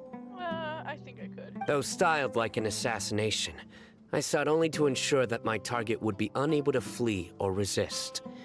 Standard practice for the Matra, as well you know. Seemed to me more like your own personal touch. Who is that, Alhaitham? Did you call him General Mahamatra? Yes. General Mahamatra Sino. head of all the Matra at the Academia. He's a formidable hunter, and the ultimate nightmare for any who have committed academic crimes. You seem to have placed a lot of trust in Al-Haytham, to the point of blocking an attack for him. If I were you, I'd never choose to side with him. I wouldn't believe a single word that comes out of his mouth. I have been pursuing this scribe for a long time. I urge you, stand back and do not seek to defend him any longer. I don't trust him as much as you think. Otherwise... Has Al-Haytham done something wrong? Paimon doesn't think he's as bad as you've made him out to be. I won't waste my breath explaining things. Al-Haytham, I saw it during our fight. Take it out. The divine knowledge capsule you're hiding on your person. Unless you want me to retrieve it for myself. Very perceptive of you.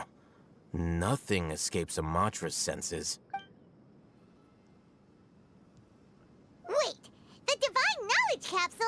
Didn't it fall into the Matra's hands in Port Ormos?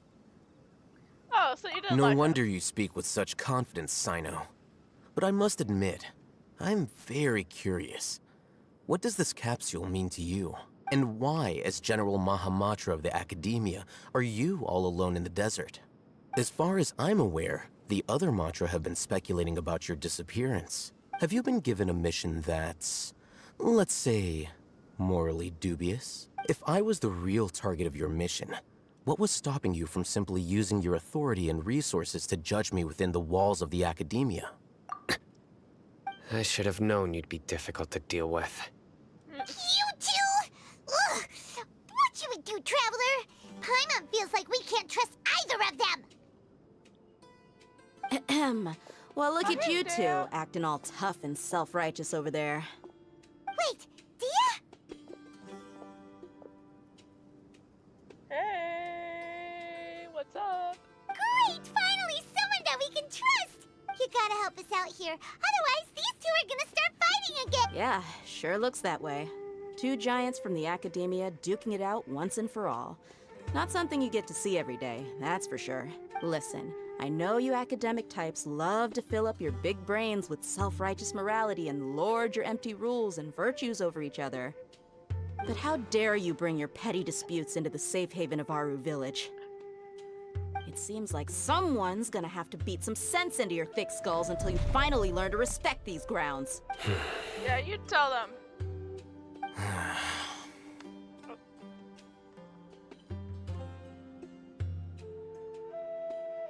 They're still looking for an opportunity to Hey, attack. did either of you hear a word I just said?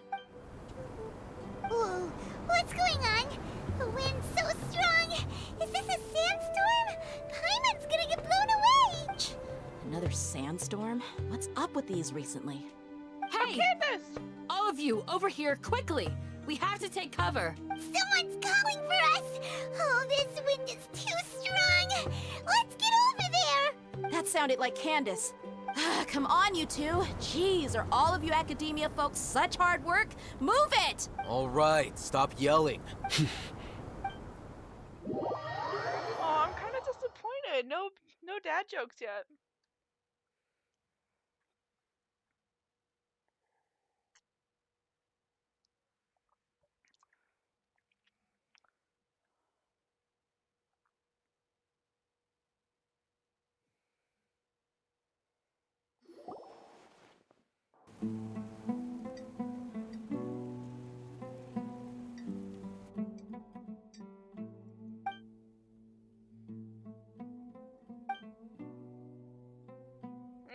Well, this is pretty awkward.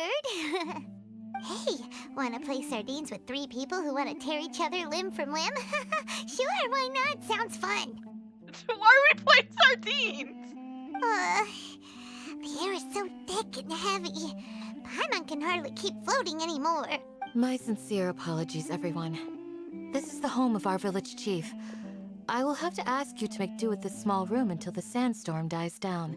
Please, let me introduce myself. I am Candace, protector of Aru Village. Our savior has come at last! Nice to meet you, Candace. The name's Paimon. Thank you so much for helping us. There's no need to thank me. It's only right to help each other when the weather gets rough. Wow, she's so gentle and caring, like a nice older sister. Unlike those guys over there. Yeah. Come on, be nice, Sino, and I'll hate them. All right. Now that we're all better acquainted, Dia's fine. we should return to the topic at hand. She's just making sure no one dies. As a guardian charged with the responsibility to protect my fellow villagers from harm, I was observing your conflict from afar, even before the sandstorm started. And now that you have set foot within our village itself, it is all the more my responsibility to make absolutely sure that you pose no threat whatsoever to us. So please, have an honest and sincere conversation with one another, and put your hostile feelings to rest. If anyone dares to start anything again while they are under this roof, I will not hesitate to send them out for some quality time with the creatures of the sandstorm. Oh, on second thought, Paimon may have misjudged Candace's character. No, she's still nice. And that goes for you too, Miss Dia. Do I make myself clear? Oh. All right, we got it, Candace. That's what I like to hear. So, which of you will begin? I was supposed to be a mediator, but I might have gotten a little too involved just now. Anyway, one of those two should probably start talking. Wait, that was you trying to be a mediator? I have nothing to hide, so there's no shame in explaining myself. While Al-Haytham wasn't wrong about the other Matra not knowing my whereabouts, it's not because I've been assigned a morally dubious mission. Rather, I've chosen to exile myself. Huh? Exile yourself? A little while ago, I discovered that there was data missing in the Academia's project planning and development files. What little they did report clearly did not match the project's actual progress. As General Mahamatra, I had the responsibility and authority to request an audit. However, to my surprise, the person responsible for the erroneous data was none other than Grand Sage Azar himself. I tried to investigate the issue myself before submitting a formal audit request, but I soon found that all leads and potential pieces of incriminating evidence were carefully concealed from me. I began to realize that they were cautious of me from the very beginning. Unsurprisingly, the Grand Sage rejected my audit request as soon as the submission reached his desk. He even said to me, "The power of the General Mahamatra is granted by the sages. You have no right to judge us." So they really are up to no good. I realized then that to the Grand Sage, the Matra are nothing more than tools for the sages to assert and maintain their control over knowledge. The vows that we took, the principles that we strive to uphold, they are meaningless to the academia of today. I believed it would be wise to flee the academia before the sages had a chance to take action against me. This way, they can no longer see nor predict my actions. I will never give up on this investigation. There's no need for someone else to give me power or authority. Once I find the truth, I will administer judgment by my own name. Sino seems to have the same goal as us. We're all investigating the sages. Plus, now that he's no longer the General Mahamatra, he somehow feels a lot less scary. Yeah, true. Well, Sino, if that's your story, then why did you see Al-Haytham as a target? When I was investigating the matter in the academia, I overheard a conversation between Al-Haytham and a sage. The sages asked you to investigate a blonde-haired traveler. Do you dispute this, Al-Haytham? What? Like many parts of the I project, assumed that was us. this assignment was undocumented. Now throw in your suspicious behavior with the Divine Knowledge Capsule, and I think we deserve an explanation. Yes. I was indeed tasked with investigating the Traveler. Al-Haytham! After all, the promised reward was so great that hardly any scholar could have refused. The sage told me, Once you've completed this assignment, I can give you a glimpse of divine knowledge. A most enticing offer. Unfortunately, those academics don't know me at all. Their words contained one key piece of information, namely that divine knowledge indeed exists. That gave me all I needed to know. From my perspective, the sages are far from trustworthy. Think about it. Isn't it a little strange they're so willing to share divine knowledge with anyone, even as a reward? So, I began my own investigation following the lead of the divine knowledge capsule. In the end, I realized my wisdom in committing to this rather than collaborating with the sages. Had I been less guarded, I probably would have ended up like that Ain al-Ahmar mercenary, incapable of remaining sane for long enough to hold a conversation. You mean that the sages originally planned to dispose of you, using one of those capsules that drive people insane? I'd already given up on the assignment by then. I only told the academia I was waiting in Port Ormos for you to appear so they wouldn't suspect anything. So it came as quite a surprise when I encountered my erstwhile target while investigating the divine knowledge capsule.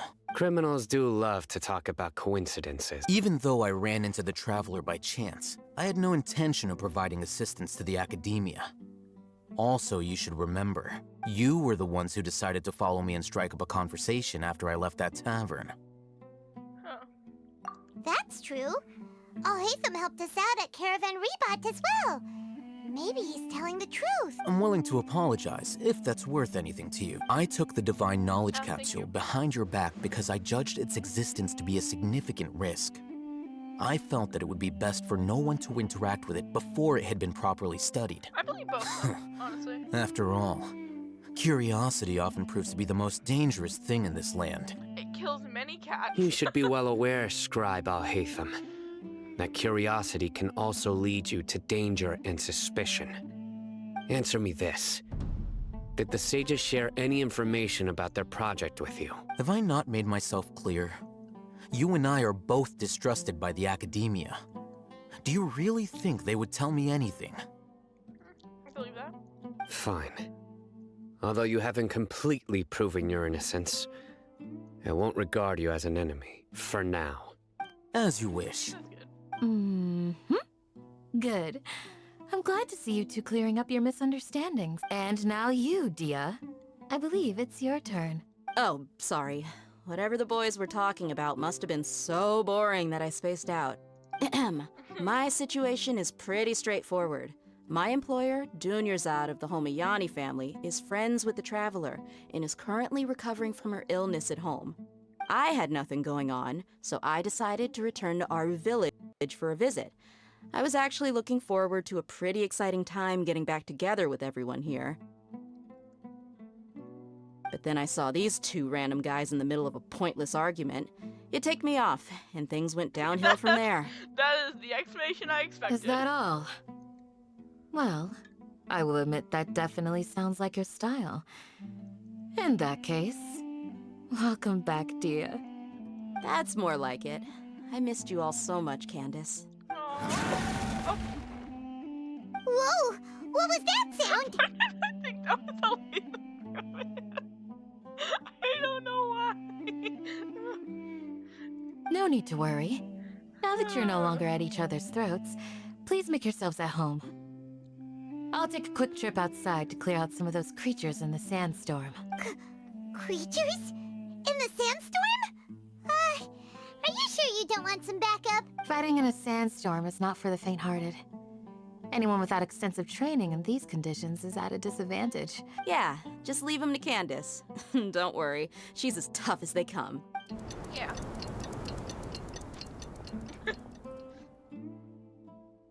The wind's died down. That means the sandstorm's over, right? Candace still isn't back yet, though. Is she alright? Maybe we should go out and check on her. When you put it that way, even I'm starting to feel a little worried. All right, let's go. We've been here long enough, and the boys are as chatty as the floor.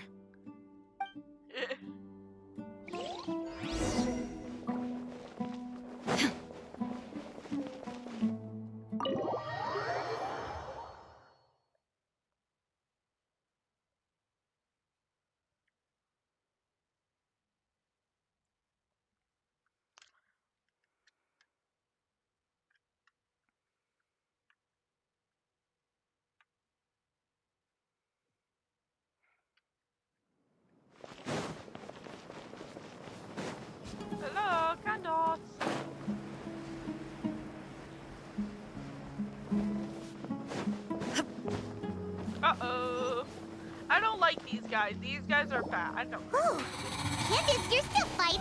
You've been out here dealing with these creatures the entire time? Yes. They just keep coming in waves. I've lost count of how many I've defeated. Before I realized it, even the sandstorm had stopped. Yeah, I heard that. Here comes another wave! Leave this round to us. I got interrupted earlier, but now I have something to take my anger out on. Yeah! It's been quite a while since I've seen the flame main in action. I'll leave these to you then. I'll be sure to put on a good show.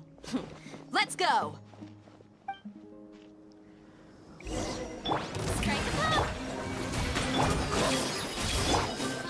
Shine down! Committed to memory. Here comes another wave. When are they ever gonna let up? 4. We had 4 enemies total. 2 waves. Oh, when are they ever gonna let up?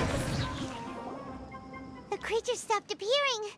Was that the last of them? What we fought just now was probably the aftermath of the sandstorm. So we should be safe for the time being. Well fought, everyone. No injuries, I hope. Huh? Who are you? My apologies. I haven't had a chance to greet you yet. I had my hands full taking care of the village's elderly and children. I am the chief of Aru Village. Everyone usually calls me Uncle Anpu. Sir, I am also originally from the desert, but I have not been back for some time now. May I ask if such sandstorms are common? I can't say they've always been common, but recently the storms have become increasingly severe. Besides sandstorms, we also occasionally get earthquakes. According to an investigator who stayed in the village a while ago, these unusual natural phenomena are related to the withering of Irminsul. Another effect of Irminsul's withering. So, Irminsul's withering causes withering zones in the forest, and sandstorms and earthquakes here in the desert? Yeah, 'cause we need to get this. We need to get Everything in the this natural world is inextricably connected to Irminsul. These regional symptoms can indeed be a reflection of Irminsul's present state. Everyone in Aru Village needs to take good care of themselves. Speaking of which, why haven't I seen a single village keeper since I got here? Village keeper? Who are they? Village guards like Candace? Does your curiosity know no bounds? Village Keeper is how Aru Village refers to mad scholars exiled here by the academia. Most of them are scholars who lost their sanity after a period of training in the Avidia forest. The academia believes that their crazed mutterings may have a negative effect on the psyches of other scholars. So, they're forcibly exiled to the desert. Though if you ask me, it's all a boatload of nonsense. Alas, that's exactly what we've been trying to investigate. One by one, the village keepers have been mysteriously disappearing without a trace.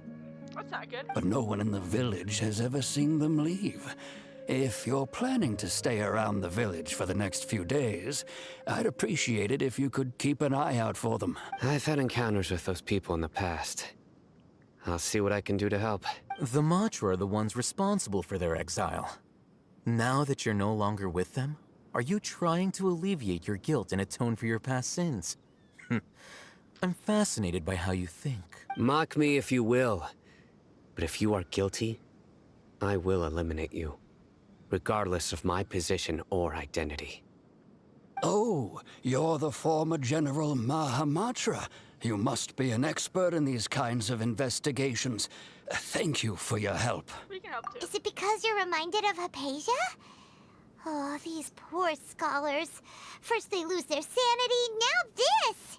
We need to help get them back home, safe and sound. But, is it really a good idea to tag along with Sino? You seem like you really don't trust him. Yeah. I'll be grateful for the assistance. No doubt you will do a better job than some of my former subordinates. Probably. Let's start by finding a spot to share what we know so far.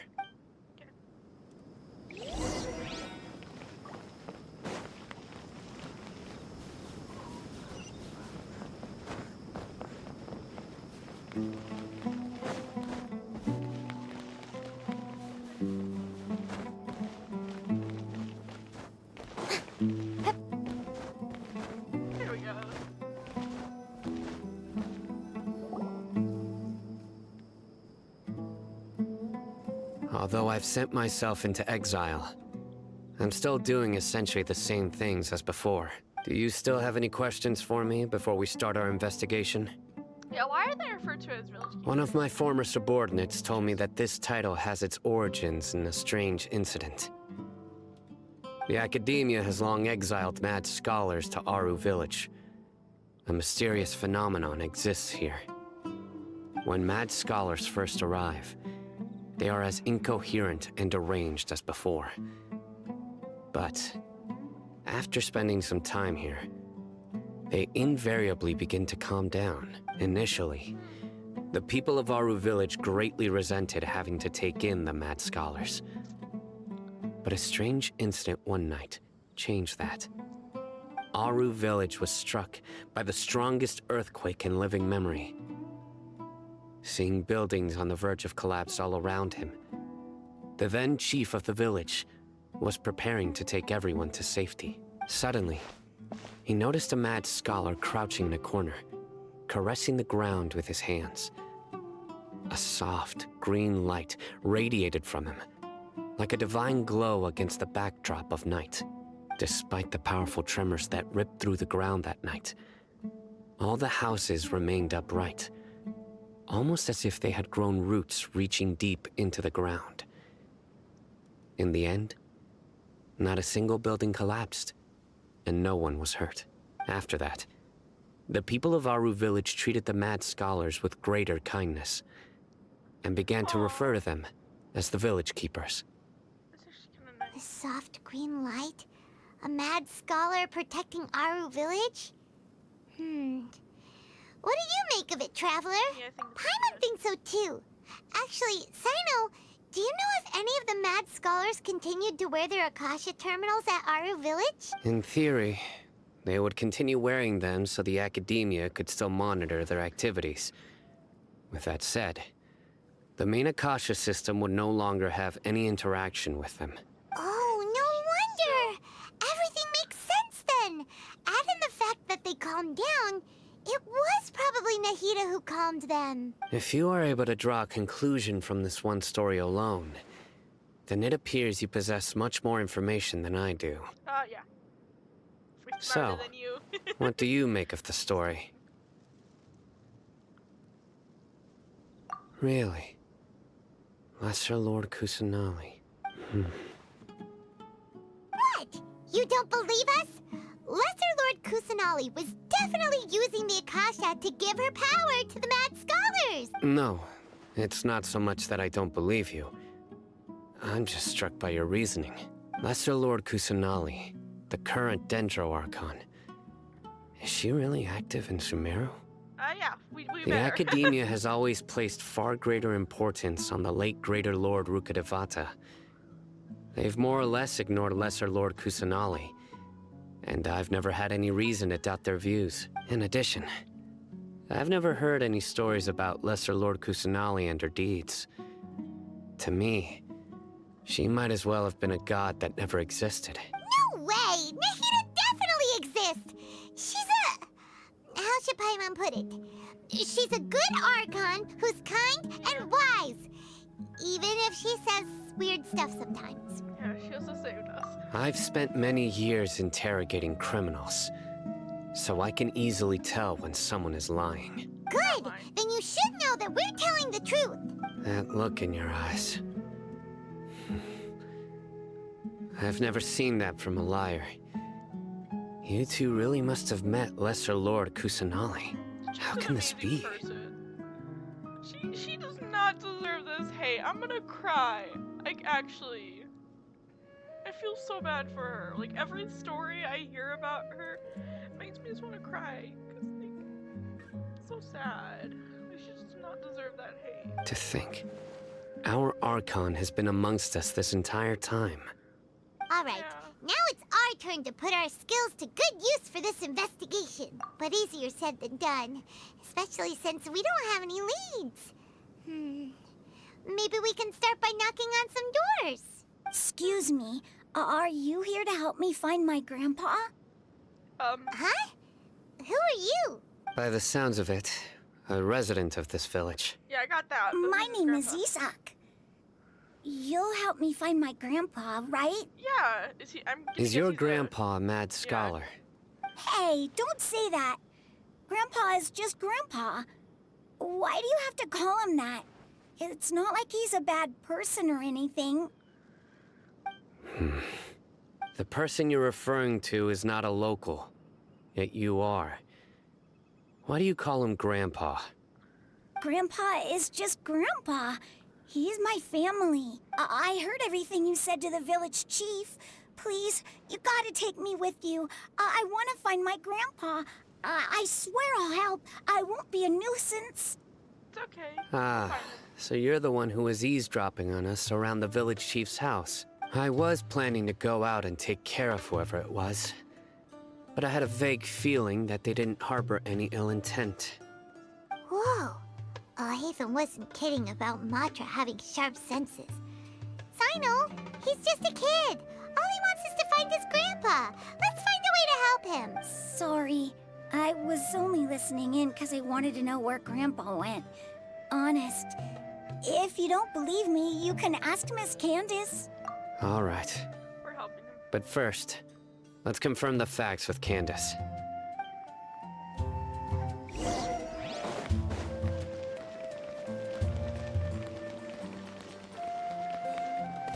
Oh, Candace is up hard. Never mind. It's all a bunch of nonsense.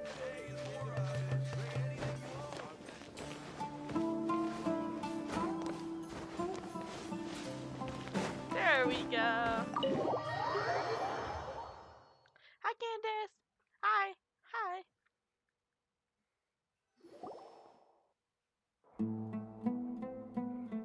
Sino is super vigilant. Is this what all the Matra are like? Probably. Ah, you're back already. We just wanted to confirm something with you. Do you know a boy by the name of Isak? I had a feeling he'd go looking for you. Huh? You knew this would happen? Yes. Although he tried his best to stay hidden, I still noticed him eavesdropping outside the window. He really wants to get his grandfather back. Isak's parents were both Aramite mercenaries who rarely returned to the village after finding employment in the city. He was raised by his grandfather. Unfortunately, it was only a few years before his grandpa passed away. Isak was still very young at the time, so various families in the village took turns caring for him so he could survive. Later, an elderly mad scholar arrived at the village. Isak thought the scholar bore a striking resemblance to his grandfather, and thus often spied on the man. However, the scholar was unkempt in appearance and incoherent in speech. Although Isak referred to the man as his grandpa, he was afraid and didn't dare to approach him. Oh. One summer night, the oft mumbling and bumbling grandpa suddenly calmed down and seemed to become more lucid. He even noticed Isak hiding in the distance. So Grandpa walked up to Isak and patted him on the head. He even took Isak to the entrance of the village, where he patiently taught the boy the names of the stars, and accompanied Isak until he fell asleep. The next morning, Isak woke up and wanted to go find his grandpa again, only to realize his grandpa no longer recognized him. However, even so, Grandpa retained his calm expression. It's said that those who saw the scholar claimed he no longer appeared to be crazy, but appeared to be living in his own world, almost as if he were sleepwalking. Isak was thrilled that his grandpa was able to find peace, and would follow him all the time, asking him things like, "Grandpa, want me to take you somewhere fun?" Or, "Grandpa, could you tell me stories about the stars again?" All this somehow just makes Paimon feel really sad. It seems like they both deserve so much better. Perhaps. Nearly everyone who lives in the desert has some form of hardship or regret. But even so, we must still continue on with our lives. It's also my reason for fighting. I must continue to protect this land.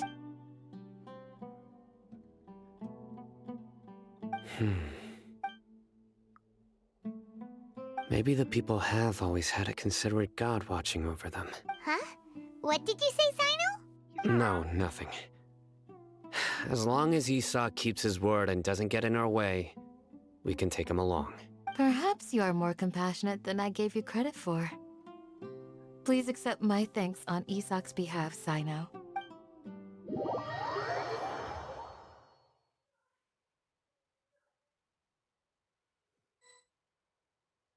Hey, Isak! Oh, it's you guys! We've cleared everything up. Let's go find your grandpa. Really? Wow! Thank you so much! Yeah!